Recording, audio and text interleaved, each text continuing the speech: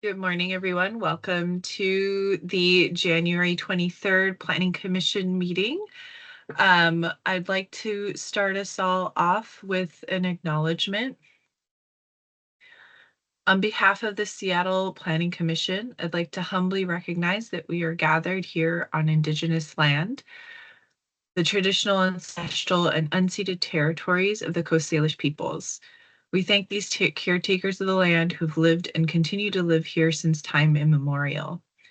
We acknowledge the role that traditional Western planning practices have had and played in harming, displacing, and attempting to erase Native communities, and we respect Indigenous rights to sovereignty and self-determination. We commit to being better learners and to lifting up Indigenous voices. We also commit to identifying racist practices and to practice allyship and strive to center restorative land stewardship rather than unsustainable and extractive use of the land.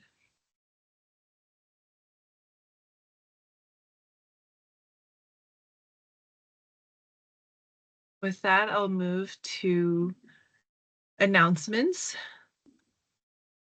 These announcements are for members of the public and visitors. Welcome. We are happy to make all commission meetings open to the public. Please note that the Planning Commission does not hold public hearings since the commission is an advisory body. We provide recommendations to elected leaders that in turn make the actual decisions. We encourage individuals and organizations to provide their comments appropriately directly to elected officials. This meeting is a hybrid meeting with some individuals participating remotely while others are participating in person in the Boards and Commission room in Seattle City Hall. Going to our Color Brave Space norms. Well, I could do the agenda since you have it up.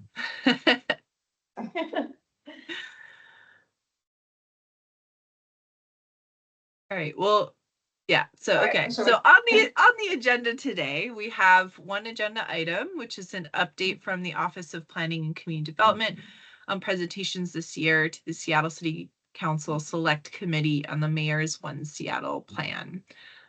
So we'll have some time for public comment and we'll have some time to discuss. For our Color Brave Space norms, I would like to invite a commissioner who'd be willing to highlight one of these that we can hold in with us as we go through our meeting today. Yes, Matt. Yeah, I think practicing examining racially based systems are what are left after all the people in this room leave. I think that's very germane to our discussion about the growth management plan, and or the growth strategy, and zoning and all these housing policies. So I'd like to leave with that. Thank you, Matt. I appreciate that. All right, we have several sets of minutes to approve due to some quorum and meeting issues. So first I'd like to ask to approve the January 9th. Let's see, which one should we start with? Let's start with the oldest. We have December 12th minutes, and then December 17th, and then January 9th. Vanessa, do I need to call a separate vote for each of those? You do not. You can actually ask for a motion to approve all, and then ask for changes and amendments. And if there are changes or amendments, just be specific to which set of minutes. Sounds great. All right. So can I ask for a motion to approve those 3 sets of minutes? Rose motions to approve all 3. Thank you, Rose. Is there a second? I second. Thank you, Matt. Any changes or amendments? And please specify which date you're talking about.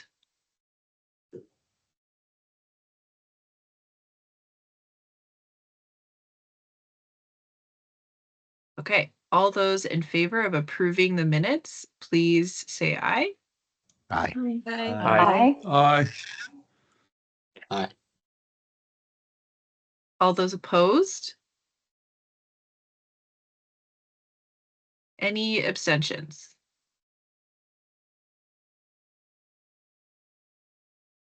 Okay, thank you. All of our minutes have been passed. Just a reminder that we have for our upcoming commission meetings, the next Land Use and Transportation Committee is Thursday, February 6th from 7:30 to 9 a.m.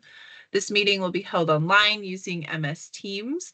And then our next full commission meeting is scheduled for Thursday, February 13th from 3 to 5:30. And this will be a hybrid meeting, both online and in the boards and commissions room. That I will pass it to Vanessa for announcements and commission business. Thank you so much, Jamie. I made a mistake in the chair's notes that I gave you. So the next Housing and Neighborhoods Committee is Thursday, February 6th. The Land Use and Transportation Committee meeting will be 2 weeks after that. So my apologies for that mistake, my mistake. As noted before, this is a hybrid meeting being held in person and via MS Teams. I'd like to remind commissioners to put your name in the chat to be recognized to speak, and to not put substantive comment in the chat, as not all members of the public have access to that. Only those joining via Teams can see the chat. Members of the public calling in can't see the chat. So we want to keep the chat only to be recognized to speak and to share any resources that you might be referencing that we will then include in our minutes.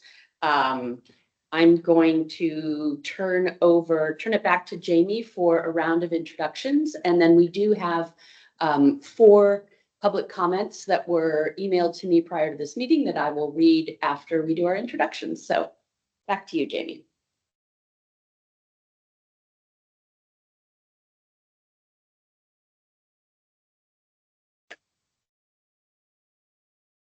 I don't know how I muted myself.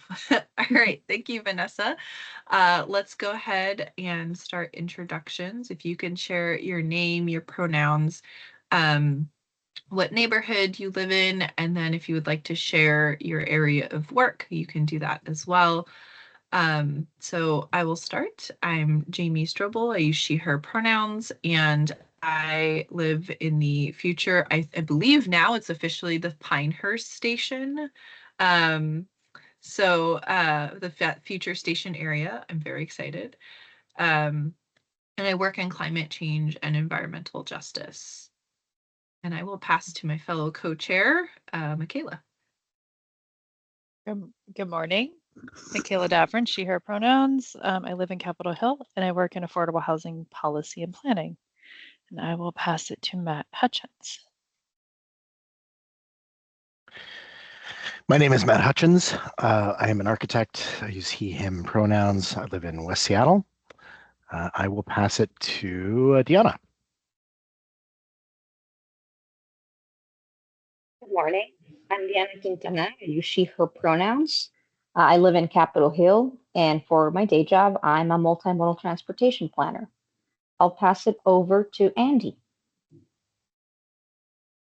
Andy Dannenberg, he, him, Northeast Seattle, and I teach at the University of Washington in public health and urban planning. I'm not keeping track very well. It hasn't gone. Let's How go to about Rose. Cecilia? Oh, go ahead, Vanessa. It's fine. We'll go Cecilia, then Rose. Good morning. My name is Cecilia Black. I use she, her pronouns, and I'm in the Roosevelt neighborhood right next to the light rail. And I'm a community organizer and work with people with disabilities around housing and transportation issues. And I will pass it to Matt Malloy. I'm Matt Malloy, he, him pronouns. I live in the Green Lake neighborhood and I work at a restaurant and substitute teach. And I'll pass it to Vanessa. Thanks. I'll bounce back to Rose and then we'll do staff at the end. Hey, I'm Rose Lucello. What's in pronouns? They, them. I live up north in the Licton Springs / Northgate planning area, and I work as a professional wetland scientist and permitting specialist. I think there's still folks like there are still Dylan folks. Stevenson, so I'm going to pass it to Dylan Stevenson. Thank you. Hello, everyone. My name is Dylan Stevenson. I use he, they pronouns. I live in the Belltown neighborhood. And for my day job, I'm a professor at UW in the Urban Design and Planning department. And then I think the other Dylan hasn't gone yet, so I pick him. Hey, Dylan Glosecki, he, him pronouns. I live in the Central District and I'm an architect and urban designer working for Perkins Eastman on mixed use multifamily projects and urban infrastructure projects in Seattle. And I am not tracking who hasn't gone. So staff, you guys offer a little bit of help who has not yet. Let's go to Caleb. Good morning. My name is Caleb Toolday. He, him pronouns. I live in Beacon Hill and I am an educator. And I will pass it off to Monica. Good morning. My name is Monica Sharma. I use she, her pronouns. I live in the Central District and I work in advocacy and organizing for equity and access in youth sports and physical activity. And I will pass to Radhika. Hi everyone, I'm Radhika Nair. I use she, her pronouns. I live in Wedgwood in Northeast Seattle and am an urban planner in my day job. And I'm not sure who hasn't gone next, so I'll pass it back to Vanessa. I think it's me. It's Nick. Let's go to Nick. Awesome. Good morning, everyone. Nick Whipple. I use he, him pronouns. I live in West Seattle in the North Del Ridge neighborhood. And for my day job, I'm a city planner on the east side. I think now we're at staff. Yes. Robin, can you introduce yourself, please? Sure. I'm McGonigal. I use she, they pronouns, and I live on Vashon Island, and I'm staff to the Planning Commission. Olivia? Hey, good morning, everyone. Olivia Baker. I use she, her pronouns, and I'm staff to the Planning Commission. John? Good morning. I'm John Hoy, staff to the Planning Commission. I use he, him pronouns. And I'll round us off. Good morning, everyone. My name is Vanessa Murdoch. I use she, her pronouns, and I'm the executive director for the Seattle Planning Commission. I'll turn it back to Jamie to introduce our public comment, which then I will go ahead and read into the record. All right, thank you, Vanessa. So the commission provides time for public comment at all meetings. A reminder that we do not hold public hearings and are not an advisory. We are an advisory body only. We make recommendations to elected leaders who in turn make the actual decisions. And individuals who make comments to the commission should remember that the mayor and city council make the decisions. We encourage individuals and organizations to provide their comments appropriately to elected officials. I now invite individuals, if there's any in the audience, Vanessa will let me know, to offer public comment, or Vanessa can also read out the ones that have been emailed us to in advance. And public comment is limited to 2 minutes per person. Great. Thank you, Jamie. We do not have any members of the public joining us here in the boards and commissions room. So I will go ahead and read the 4 comments that were emailed to me in advance of the meeting. This plan should not be passed as is. Serious consideration must be given to maintaining Seattle's green canopy if we are to fight climate change. The one plan should outline ways to add housing and keep existing trees, but it does not. Its main purpose is to change current zoning laws so housing can be built curb to curb and cutting down trees in the process. On my residential street in Broadview, developers have taken down 6 old growth evergreen trees to build 3 additional houses on a double lot. One tall Douglas fir was close to my neighbor's property line. There could have been a workaround to save that tree, but the city permitted it to be cut down. And if the idea of the One Seattle plan is to have more affordable housing, building more $1 million homes won't help. Please vote no on the One Seattle plan as it is presented now. You can't fight climate change with concrete. Susan Kelly. From the Seattle Times, December 5th, 2024 editorial, a 2021 city study determined that neighborhoods contribute nearly half of Seattle's tree canopy. Only strong protection and replanting policies will help ensure Seattle maintains the arboreal beauty that defines the city, as well as equitable respite from lethally hot weather. Here are some of the lowlights of what's being discussed. Currently, the maximum coverage for a typical 5,000 square foot residential lot is 35%. Under a proposal floated by the Office of Planning and Community Development, homes could take up to 50% of a lot. The city would then mandate 20% of the lot as open space, but that could include walkways with no soil, let alone trees.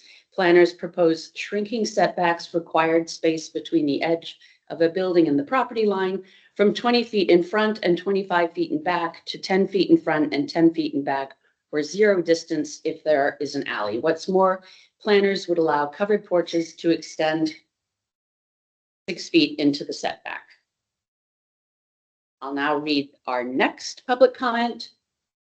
Allowing developers to cut down our 100-year-old shade and CO2 using conifer trees and replace them with spindly saplings is like allowing the early settlers to shoot all the buffalo and then replace them with cattle. It didn't work for them, see Dust Bowl history, and it won't work for Seattle either. Please read the recent studies on the substantial temperature increase in urban areas lacking trees. Don't make this mistake. Seattle's trees are its legacy and important to quality of living for all Seattleites. Developers need to respect that and plan around them, even if they make less money off a project in order to keep the trees. You are elected by the public, and the public good should be at the top of your priority list, not the profit of developers. Most of these projects are not in keeping with the neighborhood aesthetic either. We don't need to sacrifice our neighborhoods to build huge, ugly boxes lacking yards and greenery. Set our standards high, prioritize quality of life for all Seattleites, and developers will still take on the projects despite any whining they may do. Lynn Jensen, Seattle resident since 1987. Next comment. Hi, Vanessa Murdoch. Please consider the essential nature of our precious trees. We need them for our mental, emotional, and physical health, especially in the face of climate change. Aren't we smart enough here in Seattle to find solutions that allow density and life-giving trees to coexist? Please preserve our trees. Thank you, Julie Gaskill. And our final public comment. I've carefully studied the Seattle One plan that would rezone our city, and I have grave doubts about a deeply flawed plan that appears to be hastily written. Among its problems are the following: zoning changes that will not increase affordability, property tax increases that will force low-income homeowners and seniors out of their homes, infrastructure problems that will stress water and sewer lines and increase gridlock, lots of residential trees that will create heat islands, loss of residential trees that will create heat islands, destruction of communities through ill-conceived neighborhood centers. Let me address just one of these issues. The new neighborhood center designation is overreach. For example, I live in Tangletown. Neighborhood centers are supposed to be located in areas of frequent transit. There is no frequent transit in Tangletown. The number 62 bus runs about 4 times an hour and is a local route, the opposite of rapid transit. In Tangletown, the impacts of the increased density allowed by HB 1110 should take effect first, and then the zoning could be reassessed before making such drastic changes as the neighborhood center designation. Replacing our current mixed neighborhood with 5-story apartment buildings is a mistake. Thank you, Thomas Griffin. That concludes the public comment that was emailed to me in advance of the meeting. These comments will be included in our minutes that we will approve at our next full commission meeting, which is February 13th. With that, I will turn it back to Jamie. Thank you, Vanessa. So we are on to our guests. So we have next on the agenda an update on the Seattle City Council presentations to date on the Mayor's One Seattle plan. So thank you, Director Kirandongo and Michael Hubner from the Office of Planning and Community Development for joining us this morning, bright and early.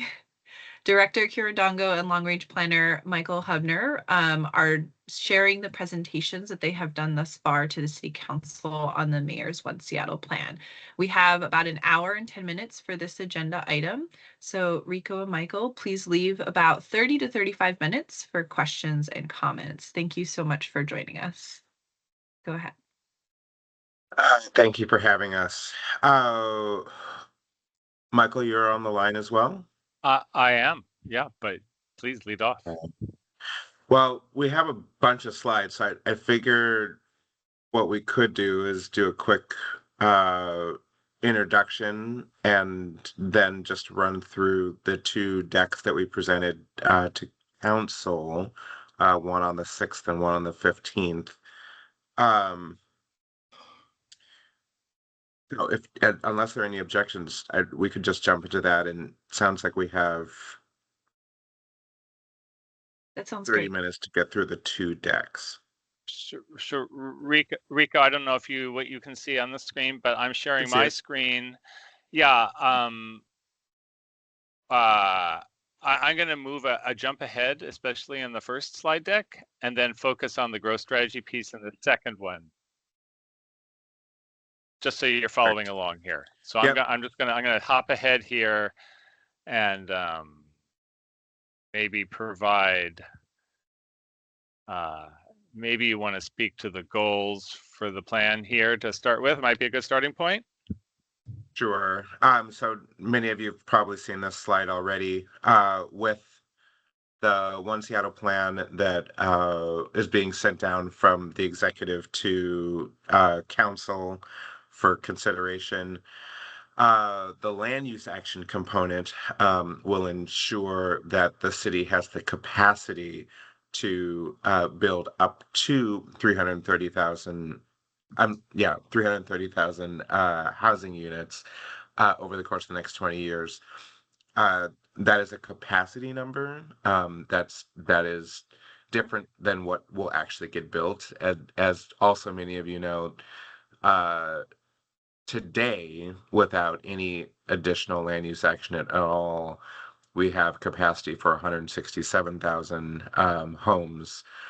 That is based on a highest and best use massing exercise based on the existing zoning map and empty lots, that sort of thing. The plan seeks to generate more types of housing, so missing middle and otherwise, more affordable housing, and then also to help provide additional homeownership opportunities and help families build generational wealth. With the plan, and I think in particular with our introduction of neighborhood centers, we are hoping to lean into the concept of 15-minute cities and make more walkable neighborhoods, and also in the same way, looking at our redlining past. We have tried to develop a plan that is more equitable as it looks at growth, distributing growth across the city, and reduce exclusionary zoning and reduce displacement pressures. Next slide. Yeah, and Rico, again, I'm going to hop around just a little bit here. So perhaps could I suggest maybe you want to cover the timeline, and then I also have a timeline for public engagement, and then we could switch over and I could cover the growth strategy? Sure. Yeah. So the slide that you guys see in front of you right now, it is the summary of the work that we have done to date. So we started this at the beginning of 2022. So we are in our the beginning of our 4th year. Very exciting. So we've taken the city through an EIS process, a public engagement that bridged 2022 and 23. We published a draft plan. Yes, we will graduate soon.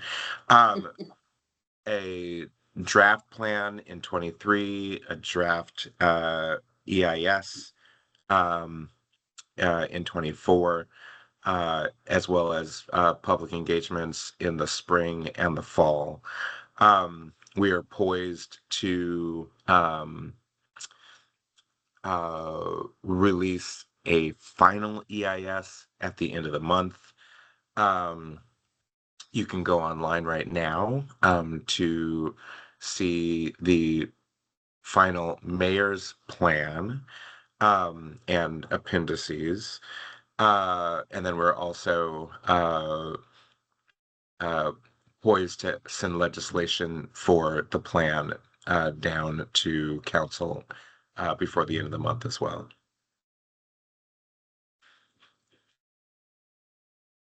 And then maybe just the timeline here for engagement to. So I kind of covered this already. So we've had 4 phases. That first one in 22 was just to hear from folks related to what they thought we should be considering. Phase 2, we took all that input and developed a draft plan. We did 2 engagements in 24, one around reviewing and refining the draft plan.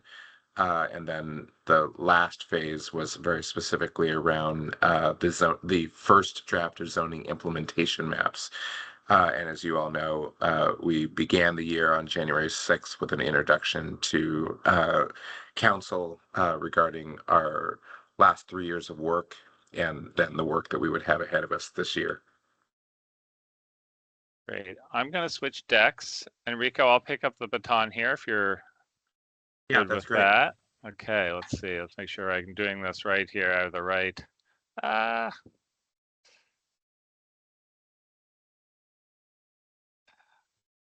need to escape full screen. Okay.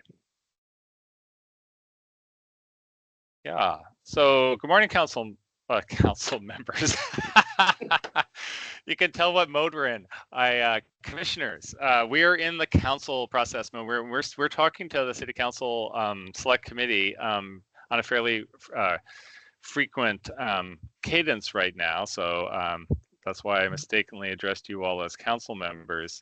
We've had 2 meetings with the select committee, and this is a committee of the whole of the council. One, as Rico was suggesting, provided background on the comprehensive plan update, talked about some of the new statutory requirements, which I'll touch on when talking about the growth strategy, and also provided an overview of what we did to reach out to the public. That was on January 6th. And then I'm going to turn now to the January 15th presentation, which focused on the mayor's recommended growth strategy and also a preview of the zoning legislation. As we will, I will finish my presentation, and I know that there are several pieces of legislation moving forward, and we've only presented some of the content to council. What I'll do at the end is make sure I explain where we are in the process, what is yet to come in terms of content, and I suspect we'll have a future briefing for the commission on the next phase. But all of that said, I'm going to focus on the growth strategy, and some on the zoning, which was the topic from the last meeting. So I also know that a lot of the content I'm presenting is quite familiar to the Planning Commission. So I'll try to go through these fairly quickly. Please feel free to ask me any questions. We could return to slides if I've given anything short shrift. But I do want to start with just acknowledging that this is a major update. Our starting point is our existing plan, and there's a growth strategy in our existing plan. It's the urban village strategy. It's been in place for about 30 years. It essentially hasn't changed very much in 30 years, although there have been some tweaks. Its aim is to concentrate housing and jobs in very distinct places, which you can see on the map here. These are compact, walkable. They have generally a high degree of transit access, and it's been very successful in focusing growth in those areas. More than 80% of our housing units are actually permitted in these centers. But it has some problems, which we as a department have recognized. We certainly heard from the public, because most of the land outside of the urban villages has not allowed very much growth. It's mostly single family in character. It has resulted in and contributed to our housing shortage, to our rather narrow range of housing types that are generally available for people in the city. has contributed to the housing price increases that we have seen and other issues that flow from that, like homelessness and displacement. It also has a history, which is shaped by racial segregation and exclusion, which is reflected even in the map that's in our current plan. So a big focus of this plan is to move beyond that history and to address some of those challenges that the city is currently facing. I'm going to skip right ahead to talking about the growth strategy itself. And I know we've briefed the commission on that strategy, including, and the mayor released his preferred strategy back in September. And I believe we briefed the commission at that time.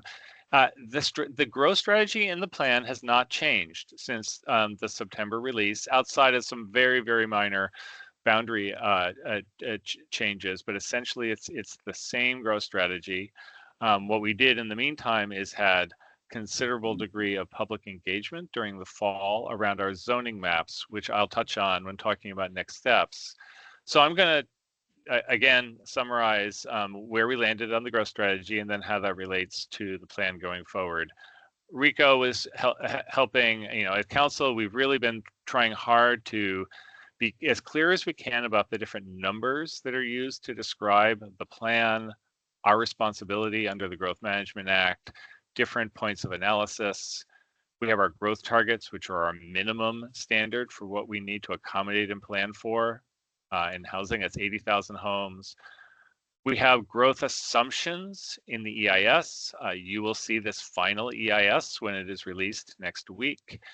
It makes an assumption about new housing growth of 120,000 units over 20 years. The draft EIS had a range of alternatives that we studied that had a range of different housing numbers from 80 up to 120. The reason we made those assumptions, and I want this to be clear for the commission too, is to compare alternatives. Think of it as small, medium, large. And to use that in the analytics, traffic studies, air quality, others, to understand roughly what our choices are among different approaches to accommodating growth. These aren't forecasts, and actual growth we clearly understand may be more or less than what our assumption is in the FEIS. So please take those numbers with a certain grain of salt and understand the context. We think most important is the development capacity. This plan identifies new areas for growth, sets expectations for the range of uses and densities that are envisioned for those places. And as you saw in the zoning maps that were released in the fall, has some real meaningful zoning changes in our neighborhood centers, along our transit corridors, and in planned expansions of some of those existing urban villages, all of which adds up to roughly doubling the housing capacity in the city to 330,000 units. That capacity number is the size of the container that we have available to accommodate growth. We know that that number is more than the city is going to grow over the next 20 years, but we also know that we haven't been planning enough capacity, enough diversity of the ability to build housing in the city in enough neighborhoods, and is very intentionally to provide more capacity than we need to meet the city's housing needs and achieve our goals, to relieve market pressure, to provide opportunities in more neighborhoods, and to prepare the city for what could be potential future surges of growth like we've experienced over the past decade. We know those are problems, and we're seeking to solve them with this plan. Here's a summary of the capacity as it's distributed across under the zoning proposal across the different types of places. Our urban neighborhoods, what historically have been the single-family zoned areas of the city, a very substantial increase from about 11,000 units of potential new units to nearly 80.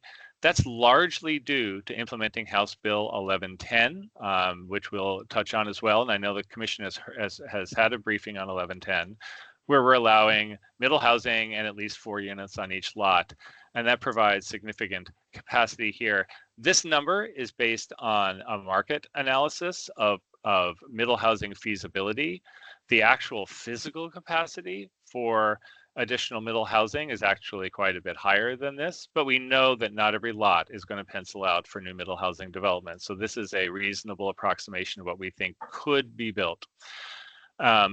The remainder of our urban neighborhood areas, and that is predominantly along our frequent transit routes, also has a boost in capacity with upzones proposed along those frequent transit routes from about 10,000 up to 50,000. We have urban center expansions, and there are 8 different urban centers that are proposed to be expanded, and there's new zoning that provides new capacity for apartments in those areas.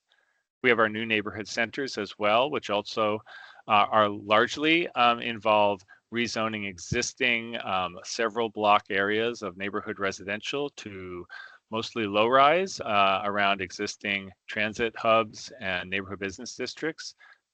That has a capacity increase up to about 40,000 in those selected areas. And our existing regional centers, and I should add the existing areas in our urban centers, do not show a big increase here in this analysis. But we are, and we've talked about this with the commission, we are planning in a future phase starting this year and extending into 2026. We are planning to identify options for increasing zone capacity for housing in our existing centers. When that proposal is, when a preferred alternative for that proposal is selected, we'll be able to estimate what the capacity increase would be, and we would expect additional housing potential that you don't see on this chart in our existing regional centers and urban centers. So there's a third piece that's not shown here. So it's an important slide to understand the actual on-the-ground impact of the mayor's preferred growth strategy. As I know I took a bit of time with that slide, but that's also new information for the commission. This is not new information, what we're looking at here. This is just an overview of the alternatives studied in our draft EIS, and you see the 5 alternatives at the right and the range of housing units that were assumed to be created by that over a 20-year period, and the preferred alternative on the left. The preferred alternative is the closest in it's the range of strategies and overall impact on housing to alternative 5. Again, this is information I know we've covered several times with the commission, but just to remind you of our key place types, our regional and urban centers, which are existing place types, but we're expanding those geographically. Neighborhood centers is a brand new place type.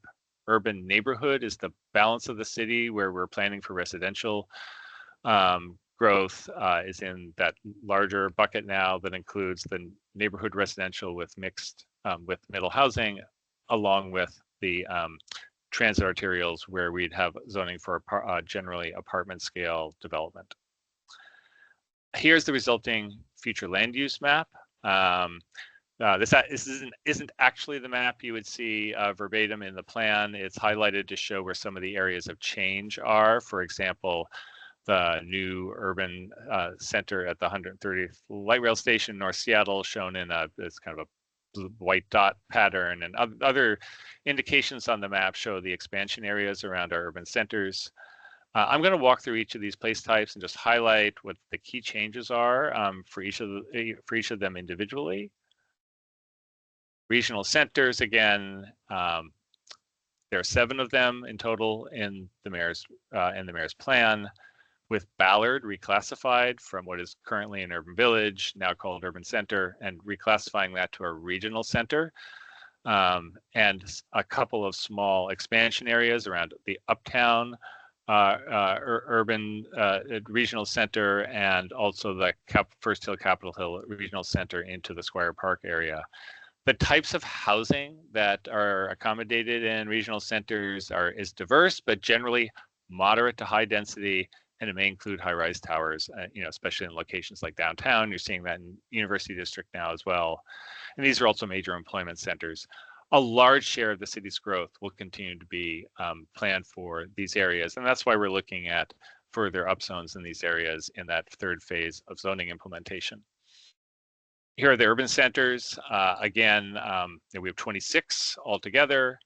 There's the new, I heard the call out, the shout out for the Pinehurst Station. We're calling this new urban center at 130th Street in North Seattle the Pinehurst Holler Lake Urban Center. I heard the Sound Transit did not take our recommendation to name the station the Pinehurst Holler Lake Station, but just call it the Pinehurst Station. We might actually change the name to match the station name. I think that would reduce some public confusion, but we're calling it the Pinehurst Holler Lake Urban Center right now. There are boundary expansions around 8 additional urban centers. And we've also split a couple of the urban centers. If you're trying to maintain, follow along the count of how many urban centers we have, it does get a little confusing because we actually had, because of the expansions, a couple of quite large urban centers resulting. So we divided some of those into 2. So we had smaller, more neighborhood scale planning areas to consider as individualized areas for future planning. So the end result is 26. Generally, they're a 10-minute to 8 to 10-minute walk from their center point or major transit access. And the type of sub-housing here are moderate density, between 3 and 8 stories generally. Although taller buildings, even towers, would be appropriate under this plan, for example, around a light rail station. And many of these centers are served by light rail. Here are the new neighborhood centers. We settled with 30 altogether. Those are 29 of those are new areas for growth. The 30th is a reclassification and of South Park as a neighborhood center, and there's been a boundary change consistent with that.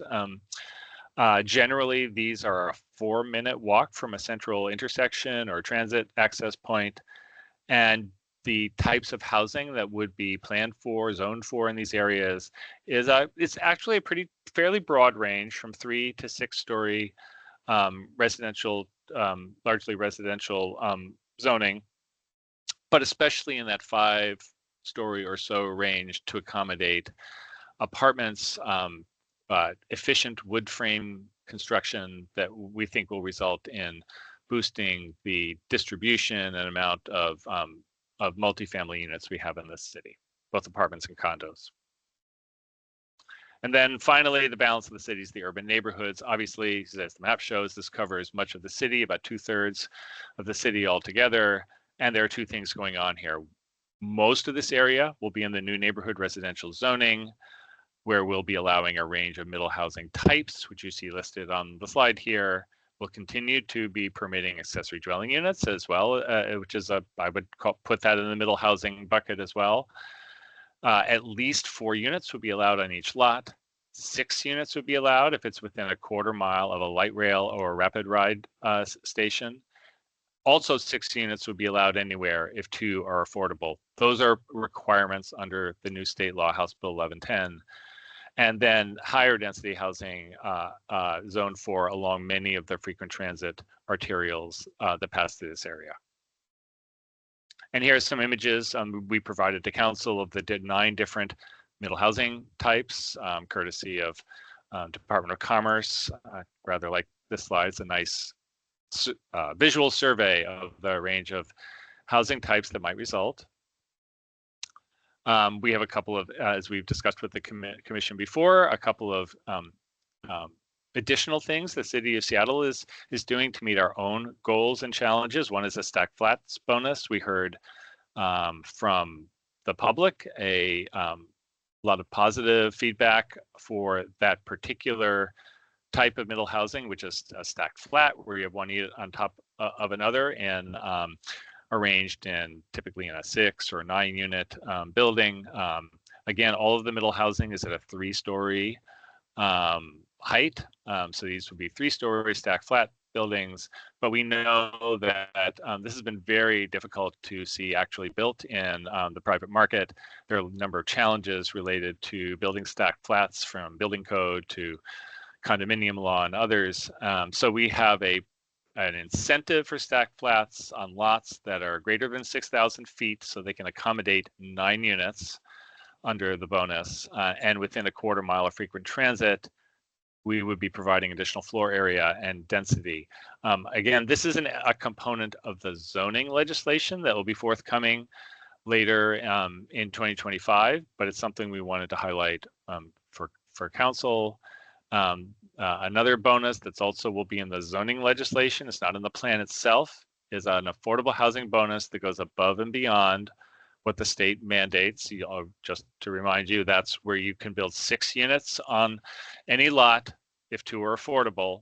This goes well beyond that, providing for lots that are within a quarter mile of frequent transit, where at least 50 units are affordable. 50% of units are affordable, allowing an extra floor up to 4 stories, which you see in this picture, more density, more floor area, a higher floor area ratio, and greater lot coverage, essentially allowing an affordable housing developer to build more space on the lot where affordability is provided. And we think this will very likely be a model that is used not by market rate developers who only provide 50 or 60% units affordable, but very likely we're going to see at or near 100% affordability with implemented by nonprofit developers in this space. We probably won't see a lot of projects of this scale and type, given funding limitations and the economics of building affordable housing, which tends to prefer larger projects. But this is a product, especially for affordable home ownership, that might be attractive to some providers in the city, and it's an option we want to incentivize. Finally, this is not a residential component of the new proposed zoning, but the corner store option, allowing a non-residential use on a corner location throughout our neighborhood residential and I'll add low-rise zones.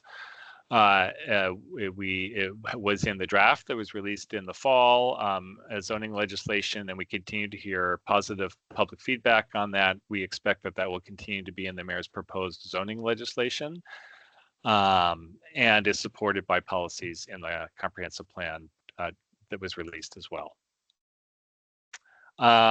Here's just a schematic that shows the information that was released in the fall and how the future land use map relates to the zoning maps that were released for public review and comment. On the left, you can see in the comp plan itself, it's a fairly high-level generalized map of the different types of places that would be expected to accommodate new housing and jobs. For example, our neighborhood centers are just light blue areas on the map at left.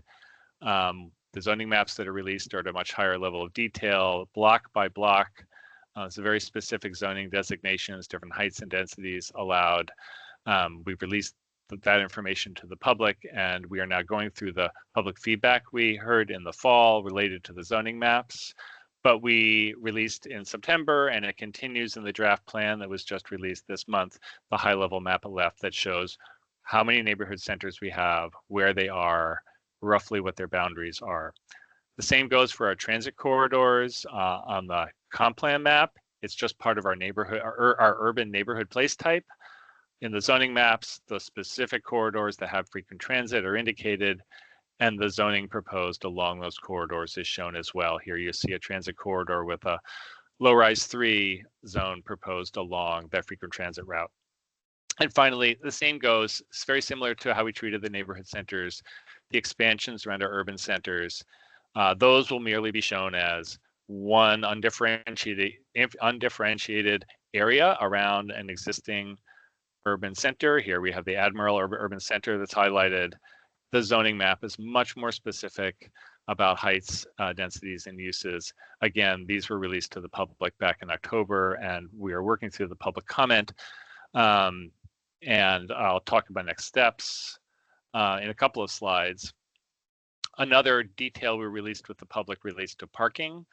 I think this is a component of the mayor's proposal we talked about with the commission, but if not, there's a couple of layers to this. There are the areas today where no off-street parking is required, and that's within our existing urban villages and centers where there is proximity to frequent transit. That's that very darkest blue. State law precludes the city under House Bill 1110 from requiring parking within a half mile of light rail and bus rapid transit stops. So it's a larger area. You see that in purple on the map. So we will be implementing that as required under the state law. And the mayor's draft proposal goes beyond those two requirements in the balance of the city for residential development, going from the current requirement, which generally is one space per one dwelling unit, cutting that in half to one space per two principal dwelling units. Accessory dwelling units and low-income housing would continue to be exempt from parking requirements in all areas. And then finally, MHA. I don't believe this is information we've shared with the commission before, but we brought this to council. There's been a lot of people have been asking questions about how would MHA be applied in the new areas with zoning change with the One Seattle plan. So this map summarizes that. We have our currently MHA applies in the blue shaded areas on the map. Those are our existing multifamily and commercial zones. MHA would be applied as we currently do now. This is just an extension of our current practice to the areas that would be rezoned similarly to multifamily and commercial zones. So that's the red areas on the map. For the most part, what you see there is very, very much shows the new neighborhood centers, the expansions of existing urban and regional centers, and you see the transit corridors. Those are the areas that are moving to a commercial or multifamily zone under our zoning proposal that implements the plan. The balance of the city, however, would be neighborhood residential zoning. That's in the cream color. And as is the case now, the mayor is not proposing to apply MHA in the new neighborhood residential. And we don't apply MHA in neighborhood residential currently. But it is an expansion of the footprint of where MHA is part of the an inclusionary component of our zoning. I'm going to close as promised by just I hope to provide a little bit of clarity as to how the different components of the growth strategy move forward through the legislative process. Please feel free to ask me any questions. If I don't quite knock this out of the park in terms of clarity, happy to talk through this in different ways. First is the legislation to adopt the comp plan.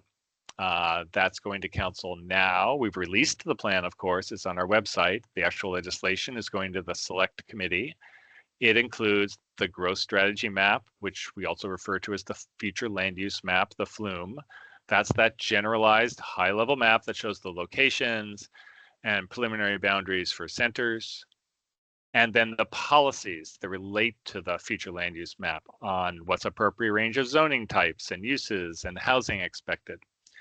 So that's the first piece of legislation. That is, we hope that will be acted upon by the council in May. The second piece of legislation is the House Bill 1110 zoning legislation. This includes that part of the zoning that's needed to implement the plan. That is our new neighborhood residential zones to meet the requirements of HB 1110, and with those additional provisions that we've layered on, like the bonuses for affordable housing, stack flats, and the corner stores. We are planning to send that legislation to council in March. Again, with and that's one of the reasons we are giving them a preview of the legislation now, is hoping that they will be able to act on that legislation in late May or early June to meet the state deadline for House Bill 1110 adoption, which is the end of June. And then finally, what we're calling the centers and corridors zoning legislation. This is all of the zoning changes within the new neighborhood centers, the expansions, and along the frequent transit routes. Essentially, the zoning maps we released to the public in the fall. There are also amendments to existing code to adjust development standards to encourage housing production in the zones. A lot of changes in low-rise and mid-rise predominantly. And here's a calendar. Basically, this shows just on a timeline exactly what I just said to you in terms of timing. It shows the comp plan legislation, phase 1, and then the zoning map changes. We would be sending the council in May in anticipation of their ability to adopt that legislation before the budget deliberations begin. So around September of the year, we think it would be feasible for council to adopt the zoning maps. A lot of this is predicated on an assumption that any appeals of our EIS could be resolved in a timely fashion. It is certainly a possibility that any litigation of the EIS could be one factor that could change this timeline. But we are hoping that we can expedite and we can get through that process and stay roughly on the timeline you see here. But that's a factor I do want to recognize. And I'll stop there. I hope that wasn't, I don't know how much time I took, Vanessa, but I hope I didn't go too fast or too slow there. Happy to open it up for any questions. And I also do want to say and acknowledge, this is only one piece of the comprehensive plan as a whole. We have a dozen different policy elements that address everything from transportation to parks and open space to capital facilities. We will be briefing the Council Select Committee next month on the plan elements, and certainly could be available to come back to the commission and present the major policy changes and the elements and have a discussion about that. But today is probably not an ideal day to get into those. So if there are questions on some of the other policy areas, I may need to defer until a time where we can come back. Thank you so much, Michael. If you can add your name to the queue in the chat, if you have any questions or comments for our guests.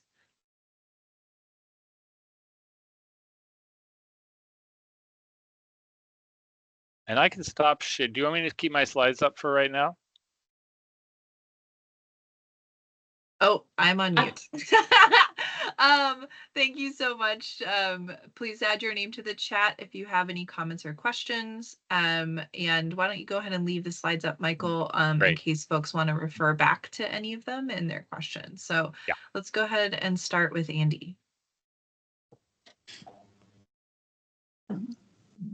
Okay, thank you. I appreciate the update. Well done. I think you were on at the beginning of the call. We had several comments from the public concerned on loss of tree canopy. Could you address that? Thank you. Yeah, well, so let me see. So first, with regard to the EIS, it's certainly one of the environmental factors that's studied in the final EIS. And we'll wait.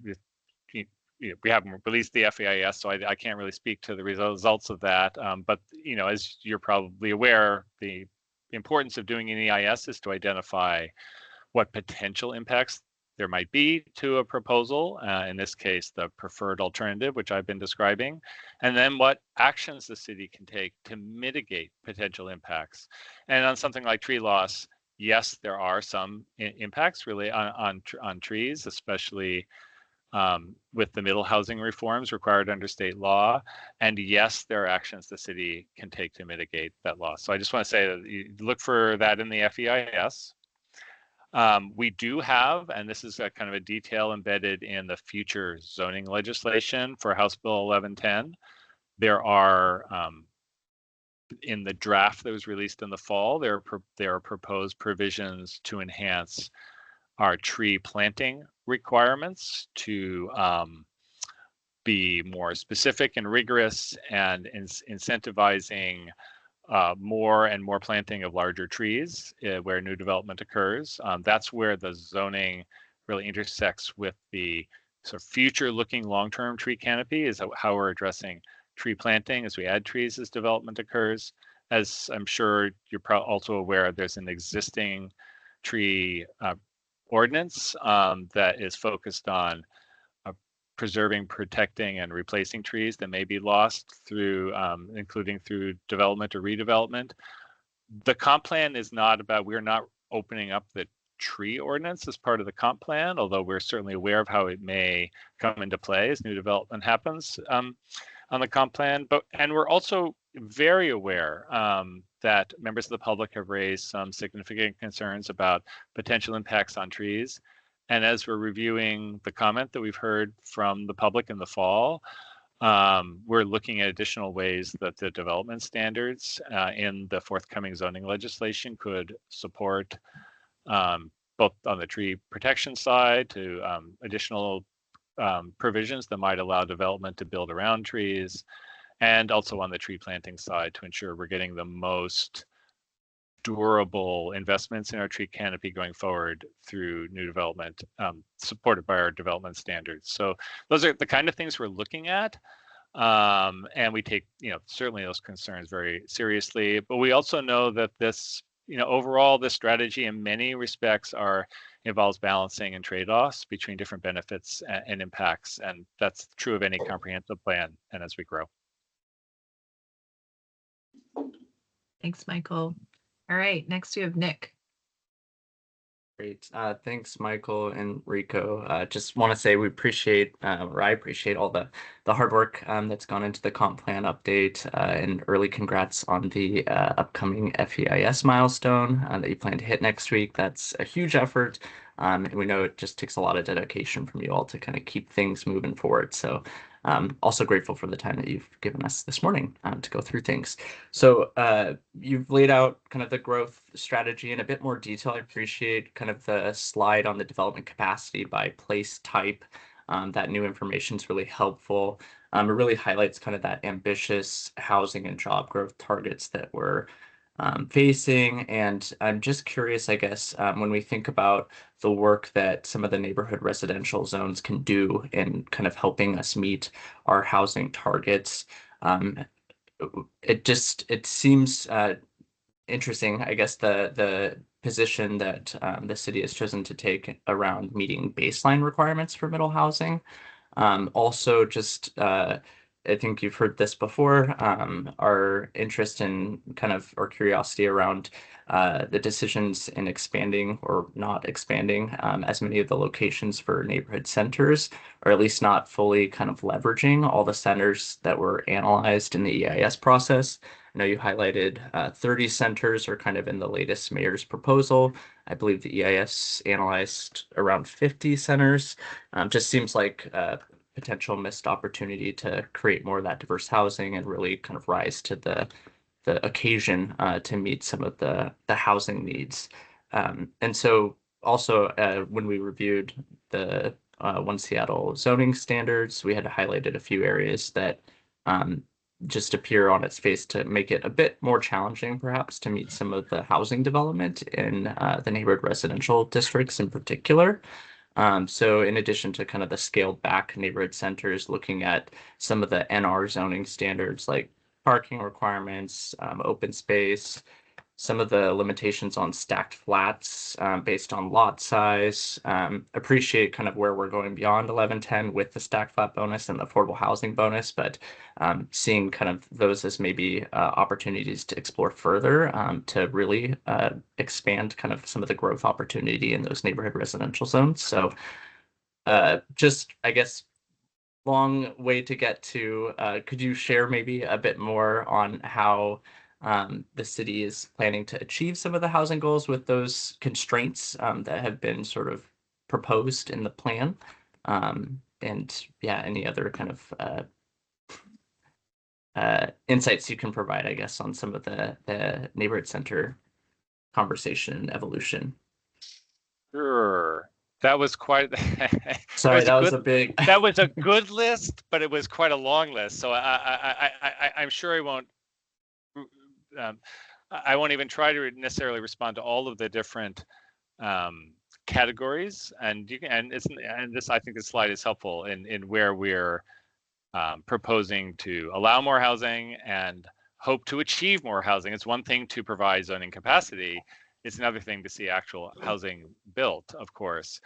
But let me see, I do want to speak to the neighborhood center point briefly, because I think you returned to that one. I think that's maybe one of your main ones. Is first of all, a point of clarification. In the EIS, in the draft EIS, we studied 41 neighborhood centers. And there's been a bit of confusion. I mean, I think the larger point still holds, but just to get the right, 41 were studied in the EIS. And actually, through different rounds of alternatives and draft, if you look at between the draft plan released in the spring of 24 and the final alternative and the EIS, there were actually closer to 50 locations that were considered at different points in the process. It's not actually exactly the same as what was studied in the EIS. That's a bit of a fine point, but just want to put that out there. Appreciate that. Yeah. So and 30 is 30, and it's actually more than 30 if you consider that 2 of the 41 were the 2 neighborhood centers that were incorporated into the final proposal as the Pinehurst urban centers. So it's more than 3/4 of the neighborhood centers that were studied are actually in the final preferred alternative, just looking at the EIS. But there were some choices made about in working with the mayor's office on the final proposal on neighborhood centers. They're not all created equal. They have different strengths and challenges. It was never the intent. What we wanted to do in the EIS was provide choice for the mayor, choice for the council in different locations. It was a process we always anticipated doing was going through and sorting through which were the stronger ones in terms of having strong transit access, solid retail core,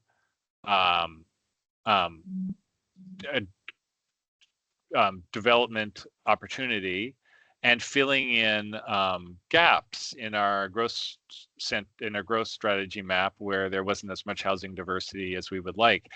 It wasn't a precise formula that we followed in doing that. This is a balancing of factors. Not every center checks off all those boxes equally, but we went through a very informed and deliberative process to get to the 30. We definitely heard in the spring that 24 was people wanted more, and we added more. The mayor decided to add more, but we used those kinds of factors on the neighborhood centers.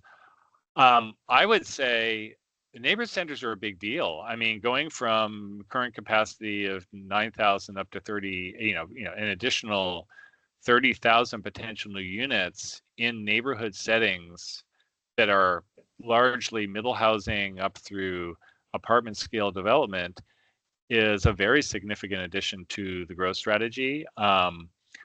There are great opportunity sites that likely we'll see developers take advantage of those in the near term. Over the longer term,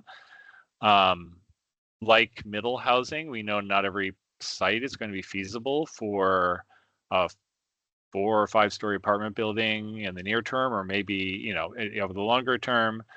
There are a lot of areas which are single family lots, which probably will need some degree of lot aggregation to get feasible, larger sites for development. That'll be an evolution over time. And we're going to learn through the first several years of development, not only in our neighborhood centers, but in the other places where we're planning for land use change, in the middle housing broadly across the city, and our new urban center at 130th, in Pinehurst, other places. We are going to monitor very closely what permits come in the door, how much we're adding in different places, and can consider that. And I could see the city considering adjusting its zoning and development standards over time to get the kind of outcomes we want to see there. But we think that there will be a lot of new development in many of the centers, and we think we'll learn a lot as we implement the plan. As far as some of the other, I know you mentioned the stack flat proposal and the one of the things, let me show you, I do want to jump to I flew by this, but there's an interesting map here. Here's the stack flats bonus, and I know this is one of the comments from the commission. This map shows the sites that would theoretically be eligible for the bonus. So these are parcels that are at least 6,000 square feet, are zoned neighborhood residential currently, or would be, excuse me, under the new plan, and are within a 1/4 mile of a frequent transit route. So it's a lot of sites, but it's not all. The reason for the 6,000 square foot threshold was primarily due to a preference and feeling like the sweet spot for having this bonus work is where a developer could build a 9-unit building, and with the new standards, you could get to 9 units, essentially a stack of 3 stacks of 3 on a 6,000 square foot lot. So we used that threshold as a standard for the bonus. A developer could still build stack flats in other areas of neighborhood residential. It'd be allowed. It just wouldn't have this specific bonus. So there was some thought put into that. Again, we will be monitoring very closely if this works, basically. And it's something that it's certainly the city could take a look at in future years to tweak it to work better. We'd love to see some stack flats built. So those are two things I know on your list. I don't know if there's anything else you want to drill down on. Can I add one other thing about stack flats? So we know that it's really the state condo law that inhibits stack flat production. So that's another component that has a very influential impact to the market. We have had conversations on the city side about what we may be able to do working with legislators in this legislative session to begin to address that problem as well. FYI, 2 bills just dropped in Olympia yesterday on further condo reform. So if anybody's curious, Rico, I'll let you know about that, but breaking news. Something we would generally support. Yeah, it's one of the it's a complicated nut to crack with the stack flats, and that's one important piece. Yep, I appreciate that. And I guess, and Matt's more of the expert on this topic, but it does seem like we have some things that are in our control and some things are outside of our control. And at least kind of setting the stage for that makes a lot of sense in my view, just rather than making a determination that they're unlikely to be built on these other lots. So we're just not going to pursue that as an idea. It's just kind of that's an approach. Appreciate that. Thank you, Nick. I'm going to keep us moving because we have a couple other folks. So we have Matt H. Yeah. Hey guys, good to see you. Let's see. I wanted to the battle lines are kind of feel like they're set. In part, that public testimony in our meeting talked about trees, where affordable housing is going to happen, infrastructure concurrency, property taxes, parking, community outreach. This is not so much a question as a comment that we need more proactive messaging around, especially affordable housing. The development capacity by place type slide is great. It would be great to have that, have also a understanding of where we project affordable housing to occur so that we can make the argument that it is going to be much more distributed. I would also like to see an update. I know that you guys are working on it, an update on community outreach. The last report was March of last year, I think. And that would also diffuse a lot of the late breaking commentary about how no one's heard of this plan. Also, I think highlighting infrastructure concurrency, that it's easy to talk about the growth strategy because this is kind of where the the juice is, but the reality is a lot of people are concerned about those other sections, about infrastructure and capital improvements. So hitting that, and I would also love to have as a companion something that talks about how this plan does or does not address property taxes. It's something that comes up all the time, and I don't think that it does automatically mean that property taxes increase, but it would be great to have a single slide that shows people what their property taxes are relative to what the impact is going to be. I think in all, I want to see the administration be more of a champion for this plan. I'm not seeing a lot of political capital being wielded to convince council that this is worthy, and therefore I'm very worried that it's going to get diluted by council. There's several opportunities for it to be nibbled back considerably, both under the flume and then later when we pass the zoning maps. Thanks. Thanks, Matt. All right, we have about 13 minutes left and a couple more people to go, so we can try to keep it tight if we can to ensure we can get to everyone. So next up we have Bill and... Oh, go ahead, Rico. I'm sorry. I'd like to respond to what I just heard as an accusation from Matt. I heard very clearly stated that, Matt, you do not believe that we are expending political capital to convince council that this is the right plan. I am very sorry that you feel that way. I believe that is my singular job, is to champion the plan that the executive has put forth and to work with council members on their concerns and interests related to the plan so that we can get this thing through. Rico, I should clarify. I think you're kind of on an island. I think you could use help. That's my point. Not that you aren't doing it, but I want to see more. I want more hands on deck. Wow, I appreciate that perspective. We are doing everything that we can. I do think that having Councilmember Hollingsworth at the helm to oversee the select committee was a great choice, and will make the process as straightforward as she can. So that's a piece of it, but I'm picking up what you're putting down. Thanks for that clarification. Yeah, I think as a commission, we all are how can we help you out on this? How can we support this moving through council, and whatever we can do to help be a support in that. So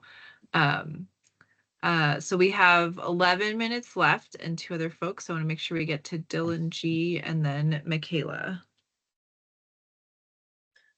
Hey guys, thank you for the presentation. It's I always appreciate being able to get a succinct summary and all the great slides that you guys share with us to kind of explain this or remind us of what is happening, what the latest updates are. So I appreciate that and the work you guys have done thus far. 2 quick comments and a question. One is piggybacking off of what Matt said about affordability and just hitting that message of how affordability comes through in this plan, because it's a common complaint that folks are seeing townhouse development coming in at nearly $1 million, and how is this going to be affordable? And I think just making sure we're hitting the point that it is, more so the need for these apartments that are being, the 5-story apartments that were being discussed, particularly neighborhood centers on arterials. That is going to be a huge component of the affordability, and that is and just hitting that point home that it's not just these townhouses that are going in, it is the larger scale density that's being proposed, and that we need that to be able to hit our affordability targets. And second question, or second point, others have made this, I've made it before, just the neighborhood centers. We need more. I know we are where we are, but I've still got to make the point in terms of a 15-minute city and the gap analysis to be able to provide every Seattle resident a 15-minute walk or roll to everyday needs and services. This is a great start, but it is a start, and I want to make that point. There's a large amount of gaps that we're still missing, but that is for a future comp plan. So my question really is about capacity and how we talk about folks are going to see this 330,000 capacity number and be really shocked that they're trying to only add 120 units, but we have 120,000 units, but we're now increasing our capacity up to over 300,000. Why are we doing that? And how can we message this? How can we explain that there's an economic reality that we cannot max out our capacity and address affordability goals? How are you guys talking about this? I'm sure this has come up. Is there an elevator pitch for explaining the need for all this additional capacity, even though we're only accommodating a third of it? And is that question clear? Kind of what I'm getting at, how to justify the need for the added capacity, even though it's 3 times what we're expecting to have grow. Yes, that's a question we have been working on for some time. I think this slide is one take on it. I think it's points we tried to emphasize with council. There are other ways to think about this too. So just to embellish just a little bit on the points here, and really 3 things is we would have been saying. One is we need more capacity than the actual growth that would happen to relieve market pressure. You can't you can't use up the supply of something and get close to zero without it being really expensive, right? So you always have to have a lot more capacity than you actually need to keep things affordable generally. So that's one. Second, which you don't see on this list actually, is we know that when we say we have capacity for 330,000, it doesn't mean that all of the sites that those units would theoretically be built on don't have constraints and issues, right? We do an attempt to weed out sites that have constraints and are not, but it's not a perfect science. And we know that there are issues that range from physical issues on sites to locational and sort of market demand in neighborhoods to just the decisions of landowners and developers and availability of financing. All of those things nibble away at this 330,000 in terms of what's really available in the market. Let me finish the 2 points. I'll let Enrico you pick it up. It's not just a numbers game. This is about a unit is not just a unit. It's where that unit is.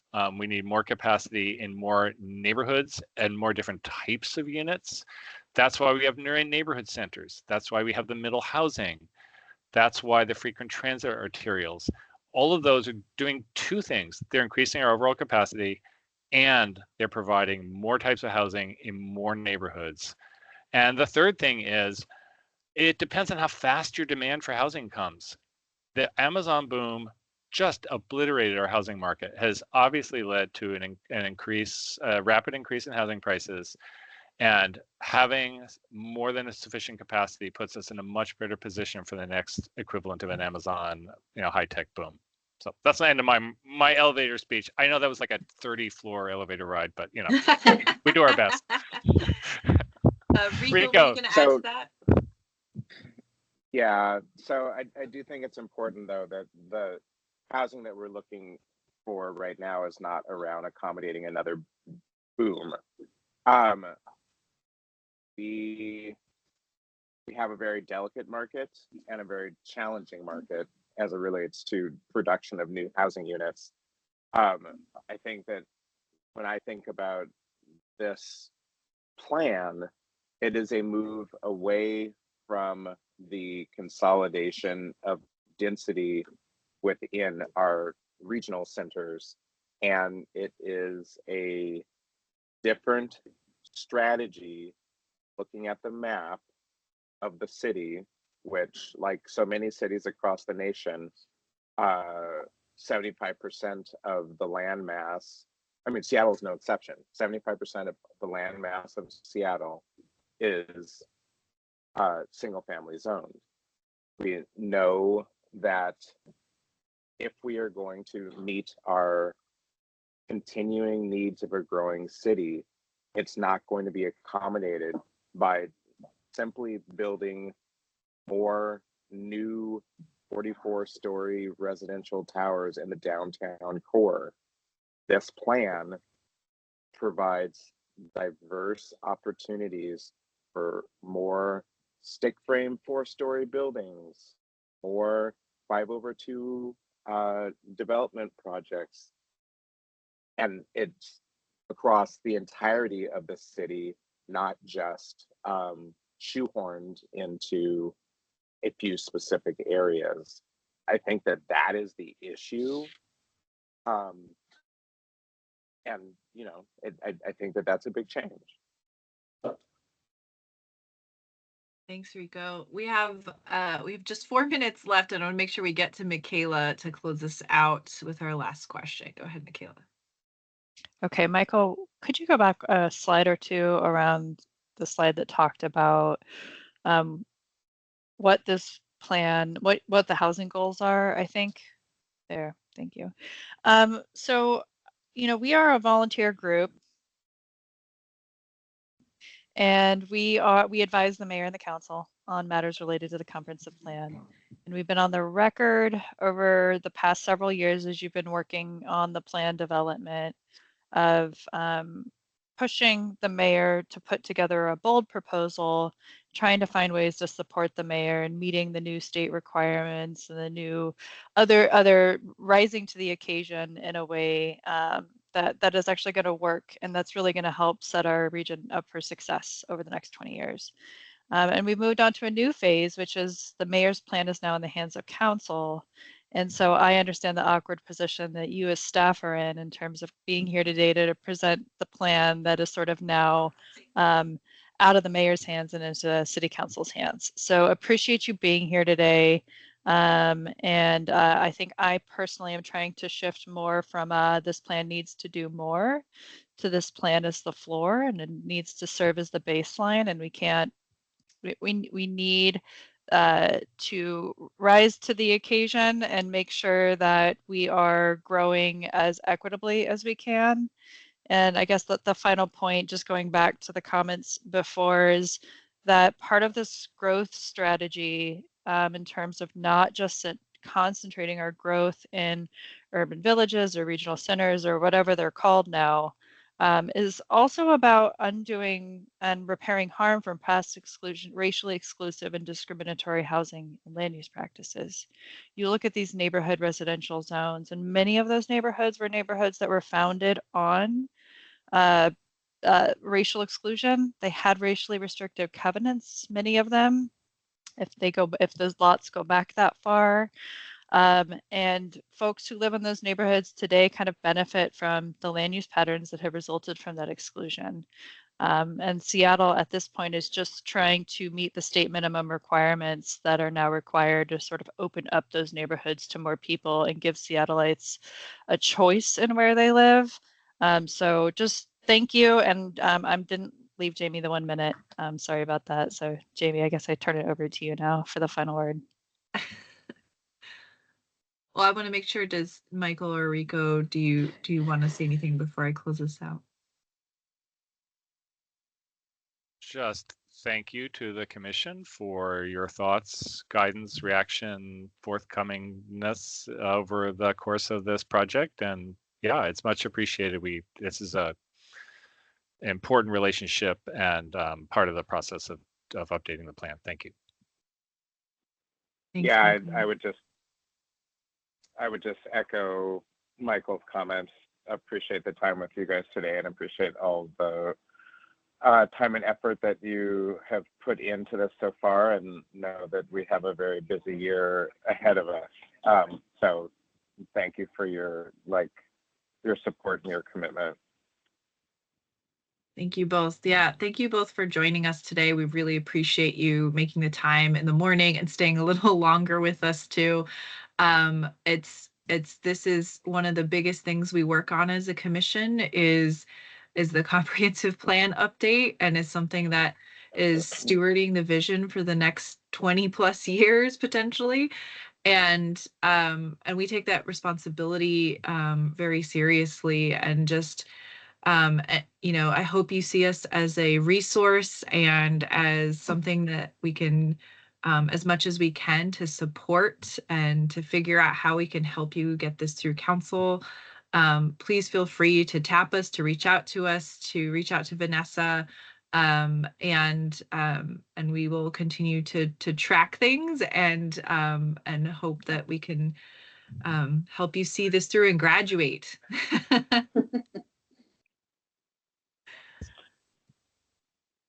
Thank you. All right, Vanessa, I think we don't have any other further public comment. Is that correct? That is correct. No further public comment. Okay, with that, we are adjourned for today. Thank you all so much. Thanks, Rico. Thanks, Michael. Thanks all. Thank you. Thank you.